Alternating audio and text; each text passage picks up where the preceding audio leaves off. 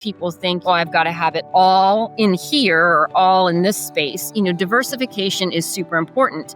And that's why a self-directed IRA is phenomenal, because you have that opportunity to diversify amongst all different asset classes. Welcome to Truly Passive Income. I'm Neil Henderson. And I'm Clint Harris. And our guest today is Chris Trembly. She's the Director of Operations at Preferred Trust Company. So Chris has had over a decade of experience leading self-directed IRA operations and helping high net worth individuals navigate the complexities of alternative investments in their self-directed retirement accounts. Her expertise ensures that clients can confidently optimize their SDIRAs to maximize long-term returns. Chris, thank you for joining us. How are you today? Thanks. I'm excited to be here. We appreciate the opportunity. We're excited to have you on. You're actually the second person from Preferred Trust that we've had on the show. It's been quite a while since we had one of your counterparts on. We're excited to connect with you again because what we're finding is that within the alternative investment space, more and more people are discovering that they have the ability to self-direct where their retirement dollars are going and that they don't necessarily have to be subject to the whims of paper assets and the market. You can decide where you want your money to go when you want that money to work for you. Sometimes it requires that you have a sponsor in place to self-direct those funds. And what we're finding is that as more and more people are finding out about this, we're having a lot more conversations about this. In fact, I would say 20 to 30% of the capital that we raise for our self-storage conversion projects are coming from those self-directed retirement funds. So for people that don't know about that, what it is or what's entitled, you can start off by telling us a little bit about yourself and your background, and then let's slowly move into talking about what's the subject matter for today and what are we trying to unpack for the listeners? Sure. So my name is Chris Trembly. I'm the Director of Operations. I've been with Preferred Trust almost 17 years now. And so we are in Las Vegas, Nevada, and we specialize in self-directed IRAs. That is our niche. So we are fit into that box. We are a licensed retail trust company. So we hold our state license with the state of Nevada, actually, Financial Institutions Division, and we are also regulated by the IRS and the DOL. So from a federal standpoint, that's who's our watchdog. And then at the state level, the Financial Institutions Division. So we're very much like what I like to always say and compare to for people who have never really heard of a self-directed IRA or don't know what it is. We are exactly like your TD Ameritrades, Edward Jones, E-Trade of the world. The only difference is instead of publicly traded assets, we are specializing in alternatives. So anything that is not publicly traded, right? So your privately held assets, anything like real estate, precious metals, digital currency falls into that, startup companies, oil and gas, you name it, anything that you can think of that's not publicly traded. So that's where we specialize. And, according to the IRS, you need to have a custodian like Preferred Trust in order to hold those alternative investments. So an investment with Nomad would be a great example of an alternative asset class that you can't hold in your TD Ameritrade account. It's completely legal and people always want to know that about, I don't want to do anything illegal. I don't want to hold something that I can't. No, it's completely legal. The IRS says there's very few things the IRS says that you can't hold in your retirement account, but you have companies that specialize in publicly traded versus ones that, privately held. So that's really the only difference. And so that's exciting if you can get started in that arena. I think that one of the things I've seen is that people think that when you're connecting with and a lot of times you'll hear self-directed IRAs, a lot of times you hear people just say an SD-IRA. It's the same nomenclature. That when people are connecting with us about an SD-IRA, the thought is that you need a sponsor. So let me go find the cheapest one that I can sign up with that can help me convert these into funds that I can use. I think that the reality is what you really want to be doing is signing up for a partner that's part of that journey with you that can help, especially from the side of education. Alternative investment strategies have really only been available to the masses since about 2012. This is a fairly young industry in a young space. So because of that, there's still a lot of education happening. There's a lot of fragmented markets that are consolidating.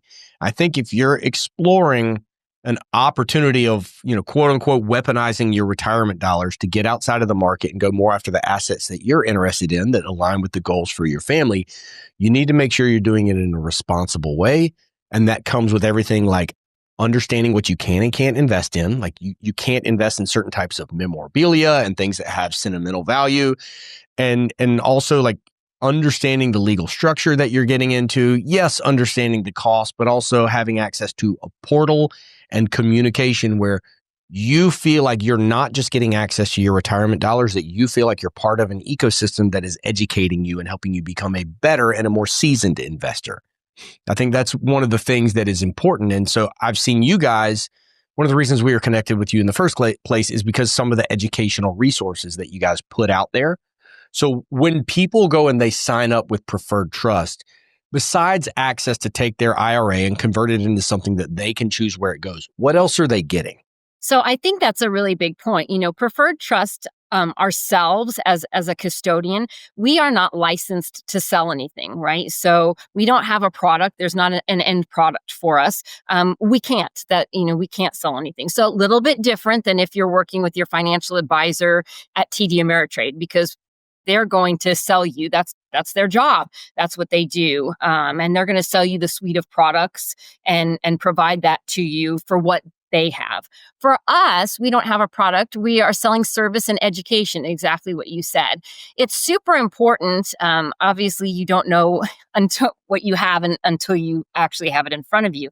I think the biggest thing we find with investors is they may have those accounts at big box companies that they've had invested in X stock for so many years, and they get their statements and they shove it in a drawer because they don't like the returns they're getting and they don't pay much attention to it. And they just think I'll deal with that later, or it's not going to change or anything like that. Having a self-directed IRA really gives you the power to make that change and invest in things that you already know and you're interested in. So we see a lot of our clients that come through or have actually invested with companies like yourself through means of cash, direct cash. And so they're doing quite well, right, in their cash investments. And now here's this other opportunity for them to build for their retirement and invest in the same products that they know and understand, but within the retirement account. But it's super important that just like your TD Ameritrade account or your Edward Jones account, everything that the federal government has surrounding retirement accounts, you still have to adhere to when you have a self-directed account.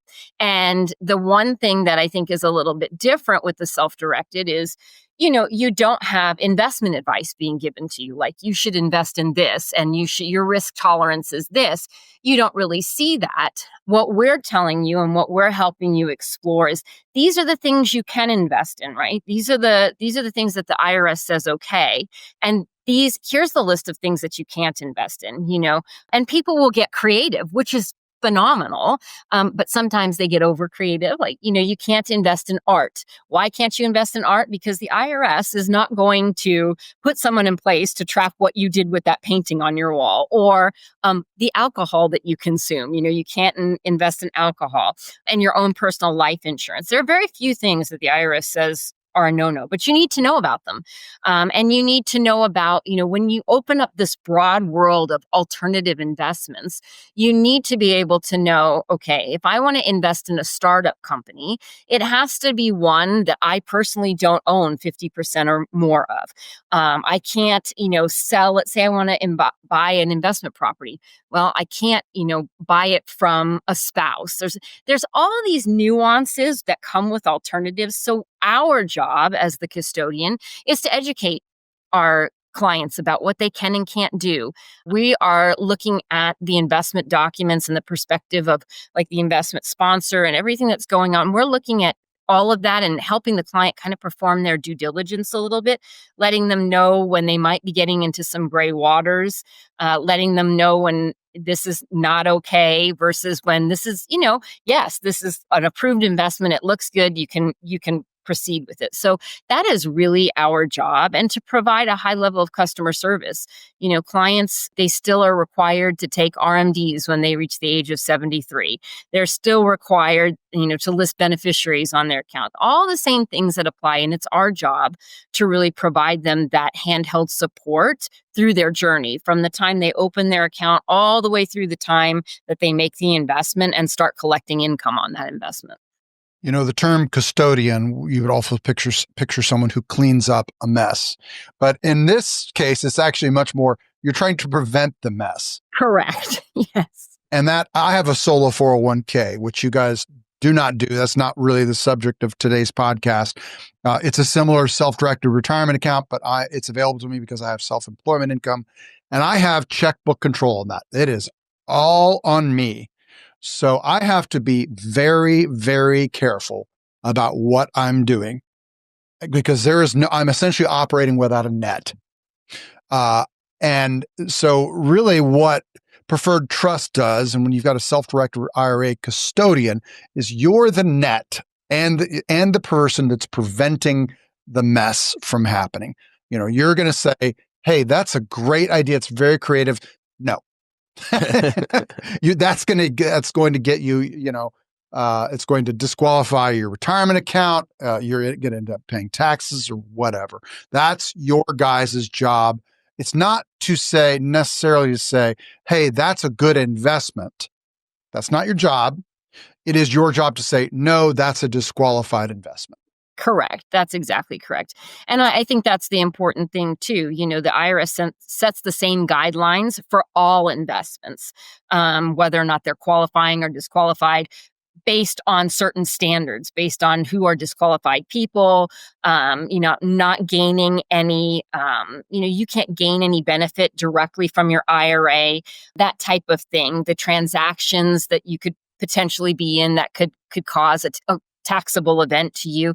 Yes, we're there to prevent all of that. We're kind of like the police, in a way. We're watching everything that the client is doing, and also providing them the means to make greater returns in their account when they do find those investments that are fit the IRS guidelines perfectly, and then are bringing them higher returns than the stock market. So yeah, it's our job to police all of that. Yeah, one of the things that I don't want to open a can of worms here. I'm going in a different direction, but like if you're using retirement funds, they have their own separate set of guidelines and rules associated with that. And if you're using those, you can't go buy investment properties with your retirement funds and live off the cash flow. You can't benefit from anything coming out of that investment until you hit the age limit of 59 and a half, and you're going to benefit from that retirement account. Everything has to go back to that account, including buying a vacation rental, and you're going to use it for your own personal enjoyment. There are very strict limits and rules on this. This isn't just an extra bucket of money that, oh, it's mine, I can do what I want with it. At some point in time, you can, but you're getting tax exempt or deferred status on your retirement dollars, and it has to be used in a very compliant way according to those rules and regulations. That's one of the ways that the value of a sponsor comes into place and helps you navigate that. Also, I think that, again, not to open up a can of worms, but you need to be careful about the investment strategies that you're looking at because some of them can incur taxes. UDFI or UBIT taxes can come into play. So whether you're investing in debt or in assets or businesses, you need to be able to run that by somebody. So that's what you're getting, right? That's the important part of the sponsor is you want to lean into that relationship and use that. You're not signing up for the cheapest person that can get you access to that money. You're signing up for a sounding board. These are the professionals that you can bounce this off of. With that in mind, Chris, tell me from your experience, you've been doing this a long time. What are some of the common mistakes and oversights that you see people continually make over and over, and what lessons can we learn from other people's mistakes? So I think it's funny that you brought up the vacation rental. So we have had people want to, I bought a house because, my son is going to college. And so I want him to live in it while he's in college. And I bought it with my retirement account. No, that's, we know that, if you look at it, the IRS only really audits about 3 to 4% of the population. But if you happen to be in that population and you're using a self-directed IRA and you have your disqualified person living in a property that's owned by your IRA, they potentially can find that. We have these clients, sometimes they'll ask, well, who's going to catch me? Okay, well, first of all, we know because now you've told us. And secondly, that's a risk, you have have to weigh your risk to reward. And so we tell you these things because they're guidelines provided by the IRS. I think that's one of the things people get confused on is getting that benefit before they reach retirement age. Another is, putting all of your eggs in one basket. I think sometimes people think, oh, I've got to have it all in here or all in this space. Diversification is super important. And that's why a self-directed IRA is phenomenal, because you have that opportunity to diversify all different asset classes.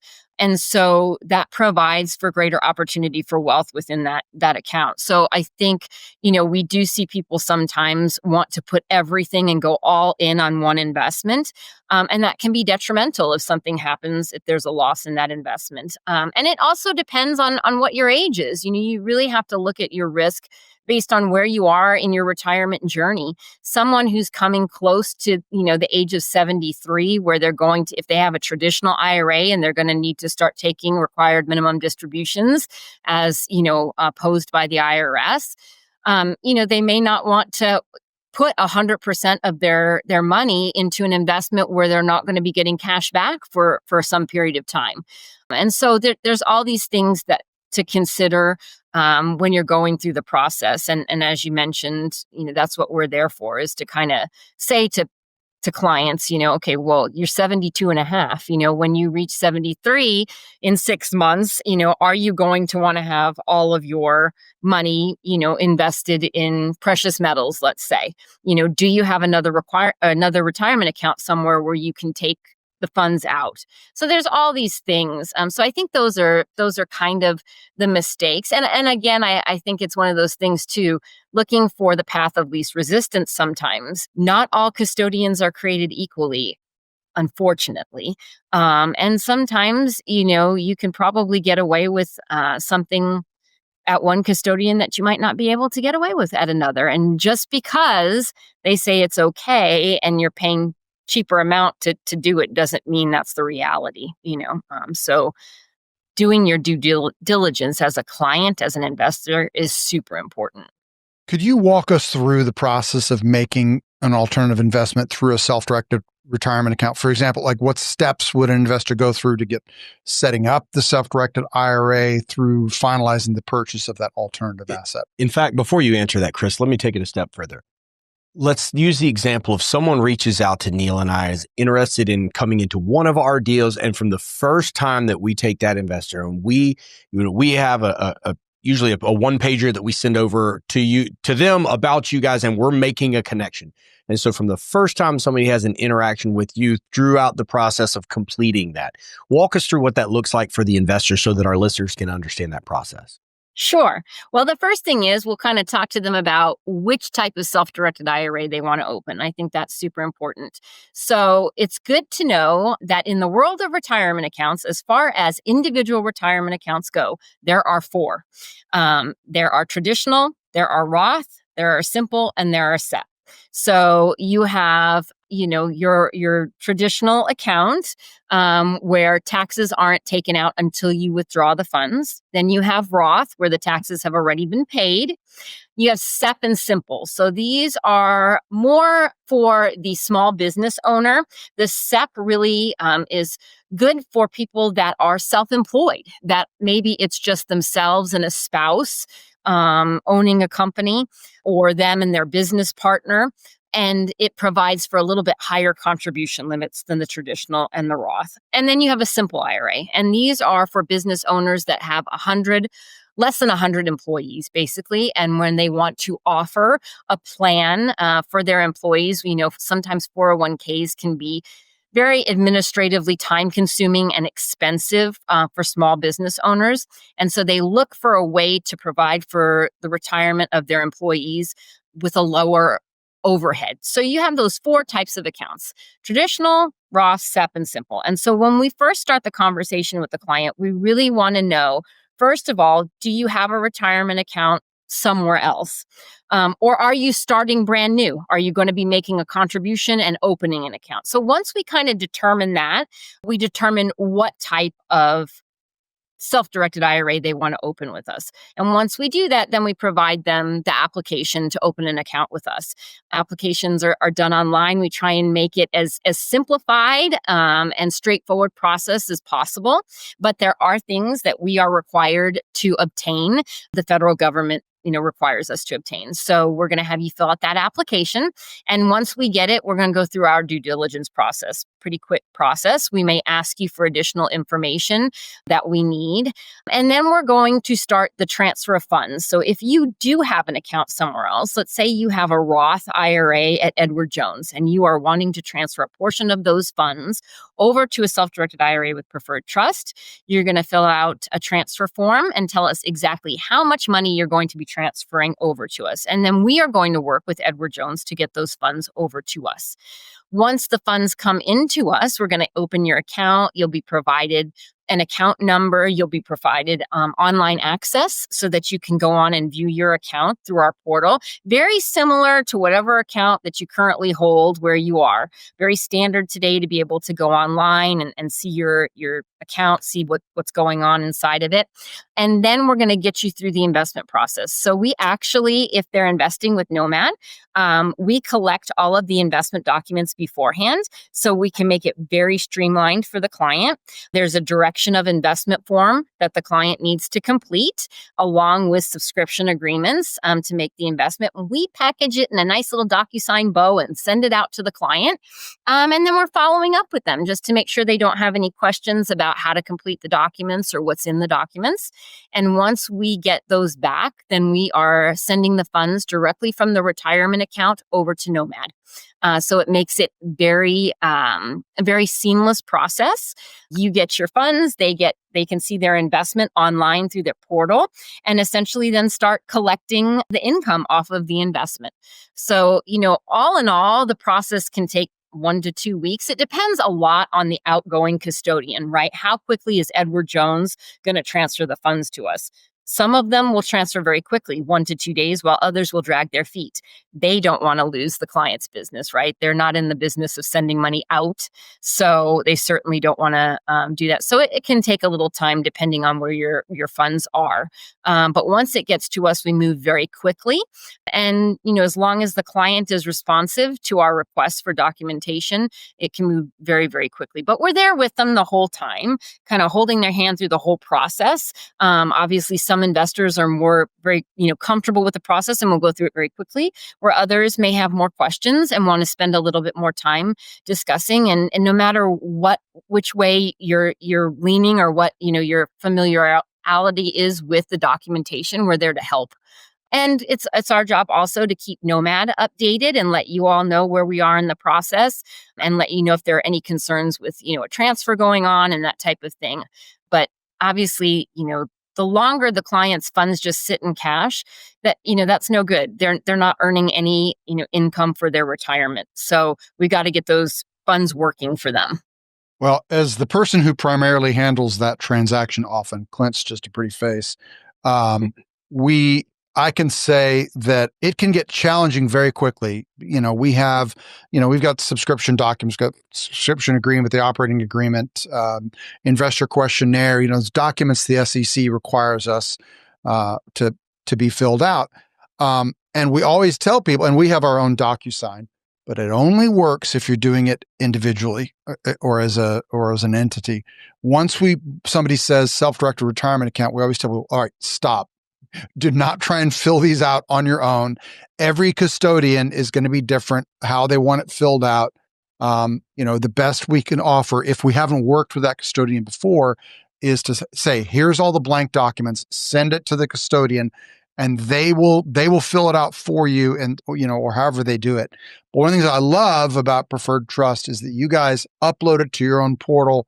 They can now DocuSign it on yours, and then you just send us the completed document to countersign and do that. And it makes it a lot more seamless than other custodians that we've had to deal with. That's true. I don't know why you're looking at me though. I'm just a pretty face. Yeah, exactly. Got to make up for both of us though. It's my cross to bear. It's your craft. So I think one of the things that is important to me is that people understand this is a partnership. right? We look at our investors as, yeah, you're putting money into a deal, but we have a very long-term vision with most of our projects. And so it's really important that we don't partner with someone unless their goals align with our business plan and that they're entrusting us to execute that business plan. We want to make sure we align with the right people and that we're not treating these people just as like quote unquote customers. These are partners. We are partners together throughout the life cycle of this process. And I think that's the same thing that what you're looking for with the right sponsor is that you want someone who's continually not just getting you the information you need for your tax purposes or whatever it may be, or the documentation, but also the education continues, the identifying pitfalls. I'm 42 years old. I'm probably not thinking about what it looks like if I continue with the SDIRA and I have, 2 of them right now and a self-directed 401k. I'm not thinking about taking out distributions and being forced to do that later in life. And you pointed out a great example earlier of if you're not thinking about that ahead of time, you have everything locked up in illiquid assets, you have required distributions. You can be talking about exiting an investment a fraction of the way through the business plan because you're required to get money out. And that might mean taking a haircut on that investment or selling, if you've got precious metals, you might be selling it in a down market because you're forced to take that out. So it's not just the here and now, it's forecasting. And there's also changes to the laws and changes to what the implications are. And so you have to, are you going to stay on top of that? Maybe. It's a lot better if you're forced to have a sponsor. It's better to partner with someone else whose job it is to understand the nuance and to help communicate and educate on that nuance as well. So that's what I think is the important part. And frankly, it's a little bit of a relief when we have someone that wants to use those funds that we can send them to someone that is a who, not how. We don't need to know how to do all these different things and understand all this nuance. We just need to know who does, right? And if we can send them to one, and the other thing from our side of standpoint is we've worked with probably 6 to 8 different sponsor companies. Custodians. Thank you. Custodians, excuse me. We love the continuity of knowing who's on the other end of the deal, right? Who's the other person that we're talking to, or can we send people to a person, to a department where the communication is going to be that same thing over and over, right? The expectation of continuity. I think that gives a lot of confidence there. And you just have to keep in mind, these are long-term investments because you're using dollars you can't touch for a very long time. So you got to make sure what all is involved there. What are you seeing right now from the people coming to you these days over the last year or two? What is the sentiment that you're seeing? Are people fleeing the market? Is this becoming more popular? Or what type of investments are people looking at? Just from the landscape of you having done this for 17 years, what's the shift that you've seen over the last few years? And is there anything to learn there? It's interesting. So when the company was first founded, it was founded based on real estate investments, really real estate focused. Most of our clients were doing, making real estate investments. And we weren't so much in the broader spectrum of precious metals and that type of thing. But over the years, we've seen, preservation of wealth. So getting into precious metals a little bit more. And the, 2017-ish, the boom of being allowed to use digital assets in a self-directed IRA, that was huge. And so we've seen a lot of growth over the last couple of years in people purchasing digital assets. And remember, I think that's, a good point that you made. Your retirement account isn't meant to be like your local ATM machine where you make an investment and, you're going in and out of investments. And I think a lot of times in the digital world, obviously the price of digital assets, it's constantly moving, right? It's increasing and decreasing. And we've seen that just since the election in November, right? We've seen Bitcoin skyrocket. And then in the last couple of weeks, it's taken a dip,